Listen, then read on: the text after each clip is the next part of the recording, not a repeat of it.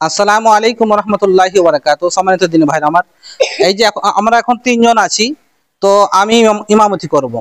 তো হাদিসে এসছে দুইয়ের অধিক হলেই দুই, তিন, চার, পাঁচ, মানে তিন থেকে শুরু, 3, 5, 7, 10 যত হবে, তখন পুরুষ হলে তখন ইমাম সামনে চলে যাবেন, যেমন আমি সামনে চলে এসেছি।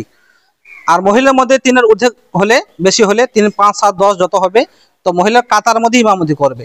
তো এই হাদিসটা পাবেন সহিহ বুখারী 380 নম্বর হাদিস। আনাস ইবনে মালিক তিনি বলছেন যে আমি এবং একজন এতিম আল্লাহ রসুলের পেছনে দাঁড়িয়েছিলাম, আর আল্লাহ রসুল সামনে চলে গেলেন, আর আমাদের পেছনে একজন বৃদ্ধা মহিলা ছিল। তো এইভাবে আমরা নামাজ পড়লাম। তাহলে আল্লাহ রসুল সামনে চলে গেলেন, পেছনে আনাস একজন এতিম দুইজন ছিলেন, আর তার পেছনে ছিল বৃদ্ধা মহিলা। আমরা এইভাবে নামাজ আদায় করব।